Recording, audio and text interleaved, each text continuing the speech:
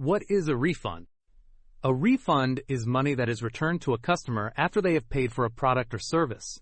In simple words, a refund means getting your money back after a purchase.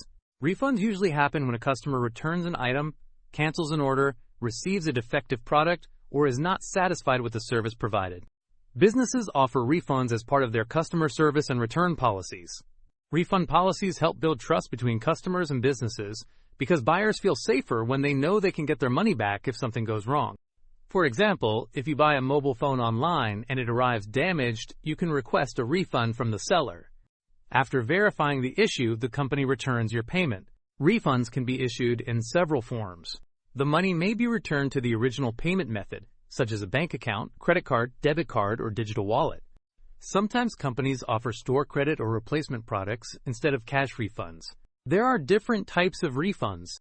A full refund means the customer receives the entire amount paid. A partial refund means only part of the money is returned, usually when the product was partially used or cancellation fees apply. Refunds may also depend on time limits. Many businesses allow refunds only within a specific return period, such as 7 days or 30 days after purchase. Customers usually need proof of purchase, such as a receipt or invoice, to request a refund. In accounting, refunds are recorded as a reduction in revenue because the company returns money previously received. For customers, refunds help protect consumer rights and reduce financial risk when shopping. However, refund policies vary between companies, so customers should always read the terms and conditions before making a purchase.